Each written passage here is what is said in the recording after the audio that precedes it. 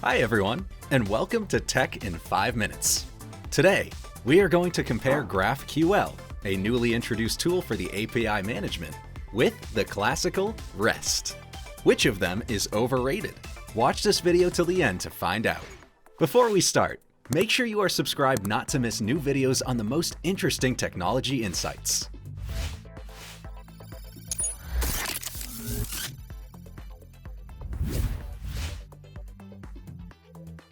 Let's start with the basics. What is the purpose of a web development API? APIs permit developers to build complex features by abstracting complicated syntax. Instead of typing multiple code lines that describe a particular operation, you can just insert the operation's name, just like on this example of connecting to Spotify. Sounds great, doesn't it? The purpose of REST and GraphQL is to communicate between the client and the server. We'll start by reviewing REST. Keep on watching to find its major benefits and drawbacks. But first, we'll review its characteristics, also known as the REST constraints. Constraint 1. Uniform interface. All operations in REST are based on the same interface. Regardless of the operation, the client and the server use the same patterns to communicate. Constraint 2. Client-server. All systems that REST works with have to be built with a client-server architecture. Constraint 3. Statelessness. The state of the front end is only understood by the back end, but not saved there. If there's an error in one process, it doesn't impact the rest of the functionality. Constraint 4. Isolated layers. REST respects isolation on all levels of the web architecture. Let us share the REST API advantages we notice on our projects. The first one is obviously scalability. 2. Popularity. REST became one of the most popular API infrastructures on the market. 3. Flexibility. An aspect that initially set REST apart from multiple competitors was its format-agnostic approach. It all sounds good, right?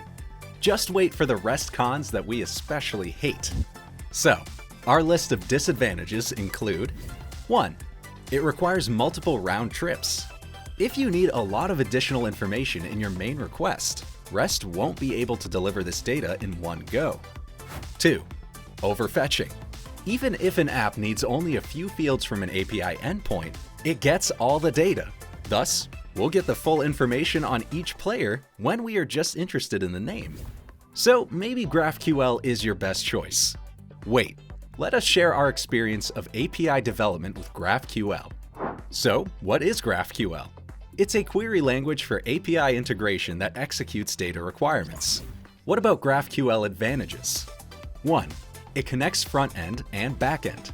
GraphQL allows you to adjust the client side automatically. 2.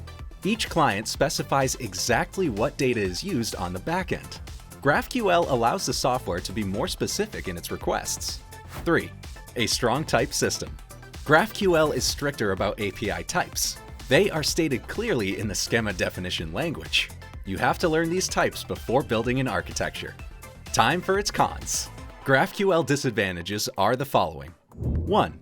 No HTTP specification for data caching. Technically, this should make things easier and faster.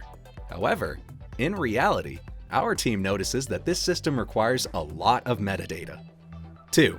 Complex syntax. A learning curve for GraphQL is obviously steeper than for REST.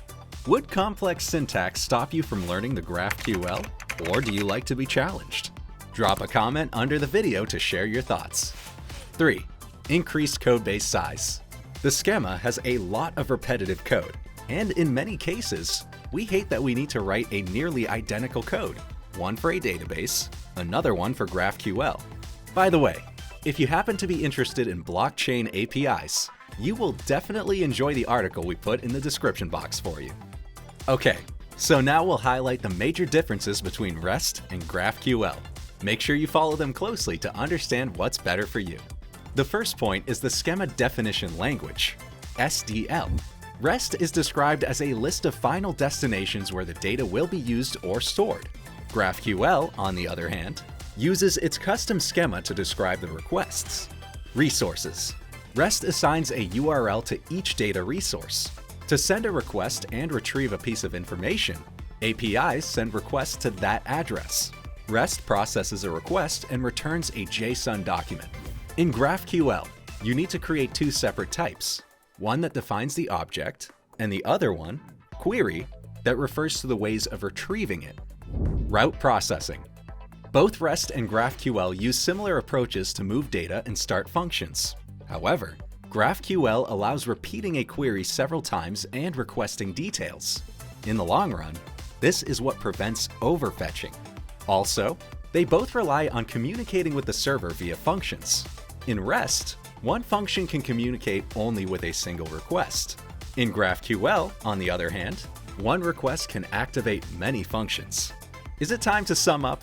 Here's our team's advice. If the final software works with general data, the REST API will work well. However, if the app needs to retrieve specific insights on a regular basis, GraphQL solves the under and overfetching issues. Though REST API is a tried and proven approach to building APIs, GraphQL is more sustainable in the long run. Thank you for watching this video. Hit the like button if you enjoyed it. We are Jelvix, a software development, UI/UX design, and IT consulting company working with top brands worldwide. Find our contacts in the description box.